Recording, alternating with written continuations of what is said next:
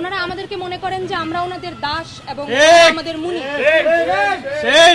এবং এই পরিপ্রেক্ষিতেই আসলে এরকম একটা ধারণা থেকেই ওনারা আমাদের সাথে যেই ধরনের আচরণ করেন, যেই ধরনের কথা বলেন, যেভাবে আমাদের শেমিং করেন, সেটা বডি শেমিং হোক, মেন্টালি আপনাকে হ্যারাস করা হোক, সকল ধরনের যে ধরনের অ্যাবিউসিভ কথাবার্তা, আচার আচরণ আমরা প্রতিনিয়ত নেই, যেভাবে মেন্টাল ব্রেকডাউন হয়।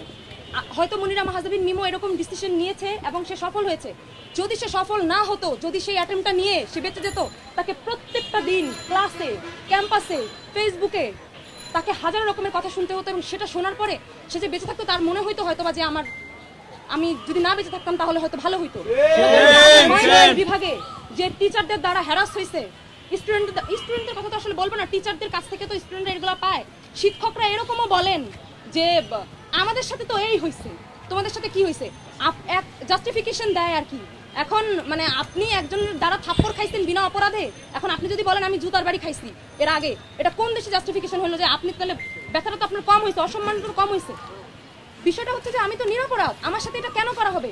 আমরা এরপরে যদি আমরা কোনো কিছু নিয়ে হ্যারাস ফিল করি, বিশ্ববিদ্যালয়ে হোক, বিভিন্ন ধরনের নাম্বারের রাজনীতি যেটা বিশ্ববিদ্যালয়ে হয়।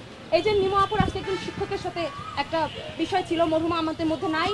একটা মানুষ যখন মারা যান, সে তার সবকিছু নিয়েই মারা গেছেন, সে তার সর্বোচ্চ শাস্তি বলেন যা বলেন মারা গেছে, তাকে নিয়ে আসলে আর এখানে আর কিছু বলার নাই। আমরা শাস্তি চাই, কারণ এরকম যে শিক্ষক, এই যে শিক্ষক যে শিক্ষার্থীর সাথে যে রিলেশনশিপে একটা সম্পর্কিত যে সে জড়াইছে, তো তার ভেতরে তো এই বিষয়গুলো ছিল না। এই যে পাওয়ার ডাইনামিকের যে বিষয়টা, যে আমি শিক্ষক, আমার হাতে সিজিপিএ আছে, আমার হাতে অনেক পাওয়ার আছে, আমি অনেক কিছু করতে পারি চাইলে, একটা ভয় ভীতি থেকেও তো আমার আসবে যে আমি তো 7 বছর 8 বছর আমি অনার্স শেষ করতে পারবো না, আমার মধ্যে তো এই ভয় কাজ করতেই পারে।